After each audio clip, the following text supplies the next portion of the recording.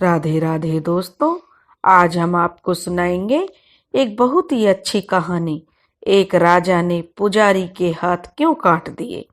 अगर आप हमारे चैनल पर नए हैं तो प्लीज हमारे चैनल अपनी संस्कृति को लाइक करें, सब्सक्राइब करें और शेयर करें। बहुत समय पहले की बात है। एक राजा था, उसके कोई संतान नहीं थी। बहुत बड़ा राजा था। उसका राज्य बहुत दूर दूर तक फैला था। प्रजा चारों तरफ से सुखी थी। राजा भी ठाकुर जी का बहुत बड़ा भक्त था। वह भी बहुत ही न्यायकारी, परोपकारी और बहुत ही धर्मात्मा राजा था। राजा जब भगवान का भक्त था तो उसने सोचा कि मेरे नसीब में संतान होगी तो हो जाएगी। क्यों ना मैं अपने राज्य में एक ठाकुर जी का मंदिर बनवाऊं। जब यह विचार उसके मन में आया तो उसने अपनी सभा बुलाई और अपने मंत्रियों को अपने मन की बात बताई। यह सुनकर उसके मंत्रियों ने राजा से कहा, राजा साहब, यह तो बहुत ही उत्तम विचार है। आप मंदिर बनवाइए। मंदिर बनवाने का बड़ा पुण्य लगता है। तब राजा ने अपने राज्य में एक ठाकुर जी का मंदिर बनवाने का ऐलान कर दिया। अब राज्य में बहुत बड़ा, बहुत ही सुंदर एक ठाकुर जी का मंदिर बनकर तैयार हो गया। अब राजा ने उस मंदिर में एक ब्राह्मण को पुजारी बना दिया। वह ब्राह्मण भी बहुत ही सदाचारी, धर्मात्मा और बहुत ही भोला भाला, संतोषी प्रवृत्ति का था। वह कभी भी राजा से कुछ नहीं मांगता था। यहाँ तक कि उसने राजा से कभी कोई याचना या कोई भी सवाल नहीं किया। राजा भी पुजारी के स्वभाव से बहुत ही प्रसन्न रहता था। उसे पुजारी को अब राजा के मंदिर में पूजा करते करते 20 बरस गुजर गए। उसने कभी राजा से किसी प्रकार की कोई मांग नहीं की। पूजा करने जो लोग मंदिर में आते थे और जो भी वे चढ़ावा चढ़ा कर जाते, उसी से वह ब्राह्मण अपना गुजारा करता था। अब धीरे धीरे 20 बरस गुजर गए। बहुत लंबा समय होता है। उधर राजा के भी यहाँ पर जो उम्र बढ़ रही थी, तभी राजा को पता चला कि उसकी जो रानी है वह पेट से है। तो चारों तरफ खुशियां का माहौल हो गया। राजा यह सुनकर बहुत प्रसन्न हुआ। अब राजा के यहाँ एक बहुत ही सुंदर राजकुमार ने जन्म लिया। राजा रानी उसे बहुत प्यार करते थे और धीरे धीरे राजकुमार बड़ा होने लगा। जब राजकुमार थोड़ा बड़ा हुआ तो उसे विद्या अध्ययन के लिए उसका जो विद्या सिखानी शुरू कर दी। राजा ने उसे खूब पढ़ा लिखा कर एक विद्वान बना दिया। वह बहुत ही समझदार, बहुत ही बुद्धिमान राजकुमार बन गया। अब वह शादी के योग्य हो गया था। अब राजा ने उसके लिए एक सुंदर और सुशील राजकन्या की तलाश शुरू कर दी। अपने पड़ोसी राज्य में उसे एक सुंदर सुशील राजकन्या मिल गई। उसी के साथ राजा ने अपने पुत्र का विवाह कर दिया। विवाह के बाद जब राजकुमार अपनी पत्नी को राजमहल में विदा कराकर लाए तो उसी रात को राजकुमारी को नींद नहीं आई, क्योंकि एक तो नई जगह थी और राजकुमारी पहले से राजकुमार को जानती नहीं थी और उसे अपने घर की भी याद आ रही थी।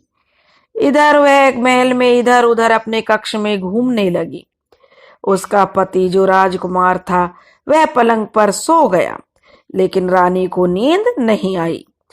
तब जो रानी जो नई दुल्हन बनकर आई थी, उसने देखा कि एक हीरे जवाहरात से जड़ी हुई एक मूठे वाली एक तलवार रखी हुई है। जब उस कन्या ने उसे देखने के लिए उसके मन में इच्छा जगी कि देखूं तो सही कि यह तलवार कैसी है, तब उसने उसे देखने के लिए जैसे ही म्यान से बाहर निकाली, वह बहुत तेज धार वाली, बिजली के समान प्रकाश वाली और तलवार देखकर वह डर गई, क्योंकि उसके ऐसी तलवार उसने आज तक नहीं देखी थी। जितनी चमक और तेज धार उस तलवार में थी। वह उसे देखकर डर गई और उसके हाथ से वह तलवार गिर पड़ी और तलवार गिरते ही सीधी राजकुमार की गर्दन पर जा लगी। इतने से ही वार से राजकुमार का सिर धड़ से अलग हो गया। अब जो है राजकुमार तो मर गया। अब जो राजकन्या पति के मरने का बहुत शोक करने लगी, उसने भगवान से प्रार्थना की, हे भगवान, मुझसे यह कैसा अचानक पाप हो गया है कि मेरे पति की मृत्यु मेरे ही हाथों हो गई। आप तो सब जानते हो कि मेरी ऐसी कोई भी भावना नहीं थी कि मैं अपने पति को कोई दुख दूं, परंतु अब मैं क्या कहूंगी, सब मुझे ही दोषी मानेंगे कि कैसी दुल्हन आई है, आते ही पति को खा गई। अभी तो मेरे विदाई का पहला ही दिन था, मैं तो अपने पति को सही से देख भी नहीं पाई, उनसे कोई दो बात भी नहीं कर पाई। अब वह रोती हुई भगवान से विलाप कर रही थी कि भगवान, एक तो मेरा पति भी चला गया, दूसरा ऊपर से मेरे ऊपर लाछन भी लग जाएगा, मैं क्या करूं। मेरे सास ससुर तो मुझे कलंकनी ही कहेंगे। इस बात पर कोई विश्वास नहीं करेगा कि मैंने जानबूझकर कोई गलत कार्य नहीं किया। सुबह सुबह अब वह सोचने लगी कि सुबह हो गई है और मेरे सास ससुर मेरे कमरे में आएंगे तो मैं उन्हें क्या जवाब दूंगी। वह बहुत ही रोने लगी, क्या करूं सोचने लगी, भगवान से बार बार प्रार्थना करने लगी। जब सुबह हुई तो जब उसने देखा कि एक पुजारी, जो मंदिर का पुजारी था, वह कुएं पर स्नान करने आया, तो उस राजकुमारी ने उसको देखकर जोर जोर से विलाप करना शुरू कर दिया। इस प्रकार कहने लगी कि मेरे पति को तो कोई मार कर भाग गया, मेरे पति को तो कोई मार कर भाग गया, जोर जोर से वह कहने लगी। महल के सारे लोग इकट्ठा हो गए और राजा साहब जब आए, रानी आई, तो अपने पुत्र की ऐसी हालत देखकर दहाड़े मारने लगे। राजा ने बहुत क्रोधित होकर कहा कि किसने मारा है, मुझे बताओ, मैं उसे तुरंत फांसी पर लटका दूंगा। राजा को अपने इकलौते बेटे के मरने का बहुत दुख हो रहा था। तब वह राजकुमारी कहने लगी, मैं जानती तो नहीं हूं महाराज वह कौन है, परंतु मैंने उसे ठाकुर जी के मंदिर में जाते देखा है। राजकुमारी ने यह झूठ बोल दिया क्योंकि वह नहीं चाहती थी कि कोई मेरे ऊपर उंगली उठाए या मुझे कोई कलंकनी कहे। राजा समेत सब लोग ठाकुर जी के मंदिर में आए तो ब्राह्मण अपना पूजा पाठ कर रहा था। पूजा करते हुए उन्होंने उस ब्राह्मण को पकड़ लिया और पूछा सब लोगों ने कि तूने राजकुमार को क्यों मारा है। तब ब्राह्मण कहने लगा कि भगवान की कसम, मैं पूजा कर रहा हूँ, सौगंध खाकर कहता हूँ, मैंने भगवान के सामने मुझसे वचन ले लीजिए, मैं झूठ नहीं बोल रहा हूँ, मैंने राजकुमार को नहीं मारा है। मैंने तो उनका राजमहल भी आज तक नहीं देखा, इसमें मेरे ठाकुर जी साक्षी हैं, मेरा ईश्वर साक्षी है। बिना देखे किसी पर अपराध का दोष लगाना ठीक नहीं है। ब्राह्मण की तो कोई बात कोई सुनता ही नहीं, क्योंकि हर कोई तो कहता था कि कोई कुछ कहता है, कोई कुछ कहता है, लेकिन ब्राह्मण पर सब लोग गुस्सा हो रहे थे। लेकिन राजा के दिल में बार बार विचार आ रहा था कि यह ब्राह्मण निर्दोष है, परंतु सब लोग कहने लगे और राजा पर जो है दबाव बनाने लगे। तो राजा बार बार सोच रहा था कि बीतने सालों से ब्राह्मण ठाकुर जी की सेवा कर रहा है, आज तक इसने मुझसे कुछ नहीं मांगा, तो यह कैसे राजकुमार की हत्या कर सकता है। यह तो लेकिन जो प्रजा थी, मंत्रीगण थे, उन्होंने कहा कि जब राजकन्या ने उसे ठाकुर जी के मंदिर की तरफ देखा है जो राजकुमार को मार कर गया है, तो यहाँ पर तो ये ब्राह्मण ही है। सब लोग राजा पर दबाव बनाने लगे। तो राजा ने ब्राह्मण से कहा कि मैं तुम्हें प्राण दंड दूंगा। प्राण दंड दूंगा, यह सुनकर जो ब्राह्मण कांपने लगा, वह हाथ जोड़कर कहने लगा, हे महाराज, मैंने आपके पुत्र को नहीं मारा है। अंदर से राजा का दिल भी गवाही नहीं दे रहा था। तब राजा ने कहा कि ठीक है, मैं तुम्हें प्राण दंड नहीं दूंगा, लेकिन जिस हाथ से तुमने मेरे पुत्र पर तलवार से मारा है, मैं तेरा वह हाथ काटने का आदेश देता हूं।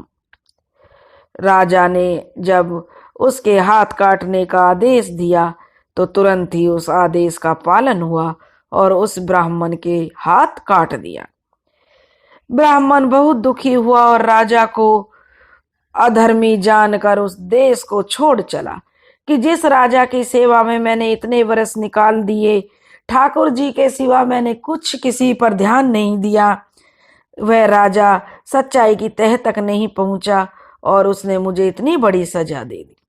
ऐसे अधर्मी राजा के यहाँ रहना तो पाप का भागी बनने जैसा है। इसलिए उस ब्राह्मण ने वह देश छोड़ दिया। वहां वह खोज करने लगा कि कोई विद्वान या ज्योतिषी उसे मिले, जिससे कि उसने जो अपराध किया ही नहीं है उससे वह पूछेगा कि उसके हाथ काटने का कारण क्या है। तब वह दूसरे नगर में जाकर किसी ज्योतिषी को ढूंढने लगा। वह चलते चलते काशी जी में पहुंच गया। काशी जी में एक बहुत ही बड़े विद्वान ज्योतिषी रहते थे। जब वह ब्राह्मण को उन ज्योतिषी के बारे में पता चला तो वह उस ज्योतिषी के पास गए और उन्होंने उसके घर पर पहुंचकर कहा कि ज्योतिषी जी महाराज, मैं बहुत दूर से आया हूं। उसने उनकी धर्म पत्नी से पूछा कि माता जी, आपके पति ज्योतिषी महाराज कहाँ गए हैं, क्योंकि दरवाजा ज्योतिषी की पत्नी ने खोला था। तब उसकी स्त्री ने अपने मुख से अयोग्य और बहुत ही कठिन वचन कहे, जिसको सुनकर वह ब्राह्मण हैरान हो गया और मन ही मन कहने लगा कि मैं तो अपना हाथ कटने के कारण पूछने आया था, परंतु इसकी पत्नी का व्यवहार तो बहुत ही गलत है। इनका हाल भी पहले मैं इनका ही हाल पूछूंगा ज्योतिषी से कि इतने में आपकी पत्नी आपके साथ इतना बुरा व्यवहार क्यों करती है। इतने में ही बाहर से ज्योतिषी जी आ गए। वे घर में प्रवेश करते ही ब्राह्मण ने उनसे प्रणाम किया और बैठ गया। ज्योतिषी ने उसका बहुत ही प्यार से बातें की ब्राह्मण से और उसका बहुत ही आदर सत्कार किया। तब वह ब्राह्मण ज्योतिषी से कहने लगा कि महाराज, आपकी पत्नी आपके साथ इतना दुर्व्यवहार क्यों करती है।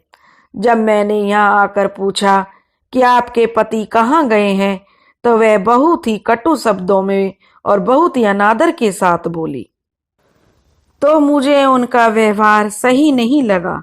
आप तो माँ बहुत ही महान विद्वान हैं, फिर आपकी पत्नी ऐसी क्यों है। तब वे ज्योतिषी अपनी गद्दी पर आ बैठे और ब्राह्मण को देखकर ज्योतिषी ने उनसे कहा कि ब्राह्मण देवता, मैं आपको बताता हूँ, आपकी पत्नी, मेरी पत्नी की जुबान से आपका तिरस्कार क्यों हुआ, जो किसी से भी नहीं सहा जाता। आप कैसे सहन कर लेते हैं, इसका कारण क्या है। तब ज्योतिषी महाराज ने कहा कि यह मेरी स्त्री नहीं है, मेरा कर्म है। दुनिया में जिसको भी देखो, भाई, पुत्र, शिष्य, पिता, गुरु, माता, भाभी, बहन, जो भी कोई संबंधी है, जो कुछ भी है, सब अपना अपना कर्म होता है, कोई किसी का नहीं होता है। जैसे हम कर्म करते हैं वैसे ही हमें भोगना पड़ता है। वह चाहे बेटे के रूप में भोगें, पत्नी के रूप में भोगें, भाई के रूप में भोगें या गुरु के रूप में भोगें, किसी ना किसी रूप में वह हमारा कर्म होता है जो हमारे सामने आता है। यह मेरा कर्म कैसे हुआ। जब उसने ब्राह्मण ने पूछा कि यह आपका कर्म कैसे हुआ, कर्म ही, तो वह ज्योतिषी कहने लगा कि जो कर्म होता है वह तो भोगना पड़ेगा ही, बिना भोगे तो वह कटेगा ही नहीं। अपना किया हुआ कुछ भी शुभ अशुभ कर्म वह अवश्य ही भोगना पड़ता है।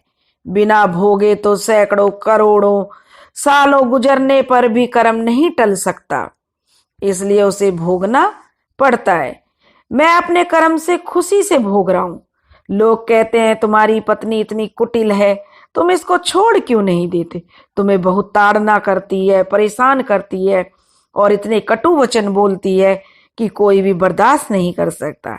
लेकिन यह मेरा कर्म है, मैं इसे खुशी से भोग रहा हूं, क्योंकि अगर मैं इस कर्म को अब नहीं भोगूंगा तो मुझे फिर इसका फल भोगना पड़ेगा। तब ब्राह्मण कहने लगा, महाराज आपने क्या कर्म किया था जो आपको पत्नी के रूप में यह कर्म मिला है? तब ज्योतिषी बोले, ब्राह्मण देवता सुनिए, पूर्व जन्म में मैं एक कौवा था और मेरी स्त्री एक गधी थी। इसकी पीठ पर फोड़ा था। फोड़े की पीड़ा से यह बहुत ही दुखी रहती थी और बहुत कमजोर हो गई थी। मेरा स्वभाव बहुत दुष्ट था, इसलिए मैं इसके फोड़े में चोंच मारकर इसे ज्यादा दुखी करता था। जब दर्द के कारण यह कूदती थी तो इसकी फजीयत देखकर मैं बहुत खुश होता था। मेरे डर के कारण एक दिन यह वहां से कहीं चली गई, वहां से जहां रहती थी छोड़कर चली गई, किंतु मैं इसको ढूंढता फिरता, यह जहां मिले वहीं इसे दुखी करता था, इसको ढूंढ लेता था। आखिर मेरे द्वारा बहुत सताए जाने पर यह गांव से 10-12 मील दूर जंगल में चली गई। वहां गंगा जी के किनारे घने वन में हरी हरी घास खाकर और मेरी चोटों से बचकर सुखपूर्वक रहने लगी। लेकिन मैं इसके बिना नहीं रह सकता था।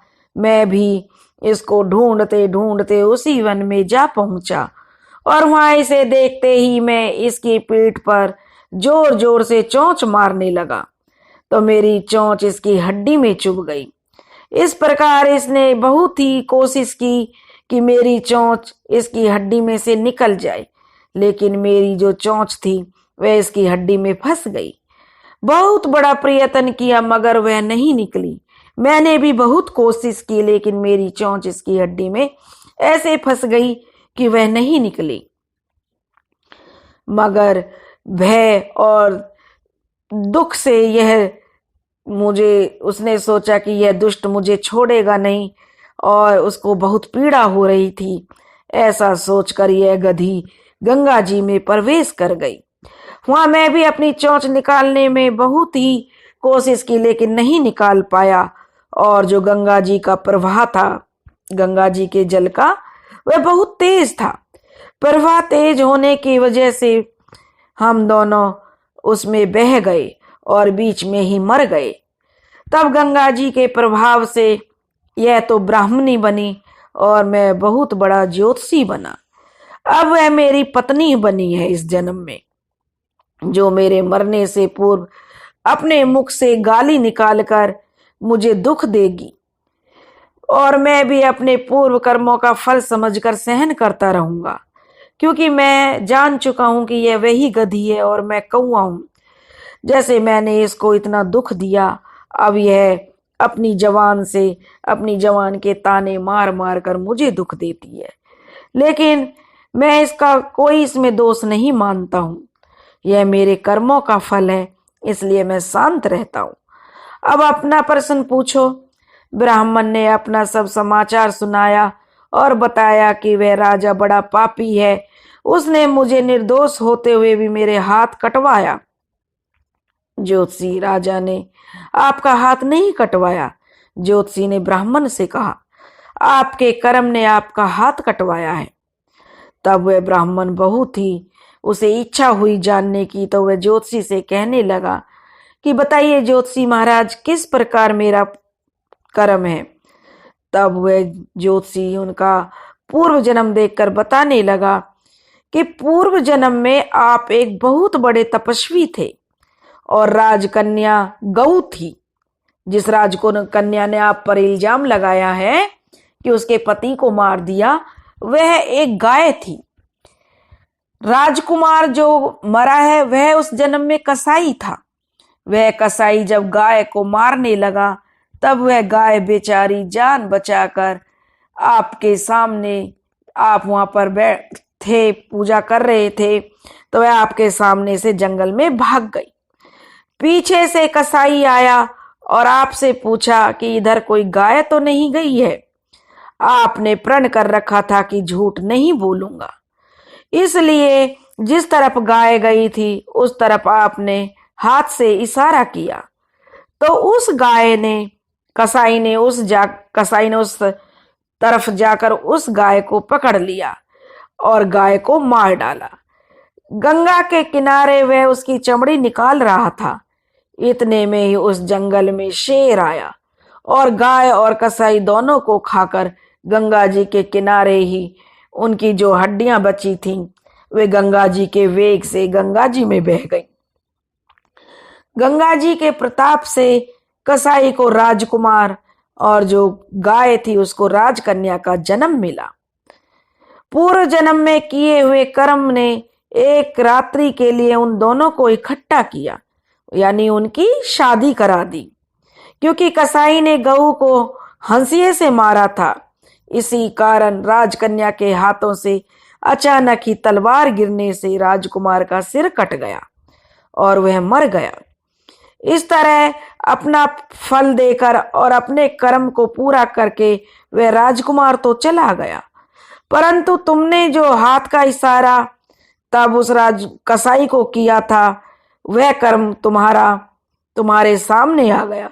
उस पाप कर्म ने ही तुम्हारा हाथ कटवा दिया है। इसमें तुम्हारा ही दोष है, किसी और का नहीं। ऐसा निश्चय कर सुखपूर्वक रहो, उसमें किसी का कोई दोष नहीं है। जो आपकी जिंदगी बची है प्रभु का नाम लो और अपने कर्म सुधारो। कितना सहज है ज्ञान संयुक्त जीवन। अगर हमें ज्ञान मिलता है तो हम अपने जीवन को कितने आनंद के साथ जीते हैं। यदि हम इस सिद्धांत को मान लें और जान लें कि यह कर्म हमें आगे किसी ना किसी रूप में, अगर हम कोई पाप करते हैं, कि आगे किसी ना किसी कर्म में हमें इसे भोगना पड़ेगा। घोर से घोर कर्म का फल भोगते हुए भी हम दुखी नहीं होंगे। अगर हमारे जीवन में दुख सुख आते हैं तो हमें समझना चाहिए कि ये हमारे कर्म हैं। फिर कितनी ही बड़ी कठिनाई जीवन में आ जाए आप दुखी नहीं होंगे। घोर कर्म भोगते हुए भी हमें दुखी नहीं होना चाहिए और अपने मन को शांत बनाए रखना चाहिए। सफल होंगे तब हम भगवान श्री कृष्ण इस समतत्व के अभ्यास को ही समतत्व योग से कहकर संबोधित करते हैं, जिसमें दृढ़ स्थिति प्राप्त होने पर मनुष्य कर्म बंधन से मुक्त हो जाता है। इसलिए दोस्तों, अगर आपको हमारी कहानी पसंद आई हो तो प्लीज ज्यादा से ज्यादा लाइक करें, शेयर करें और सब्सक्राइब करें। राधे राधे।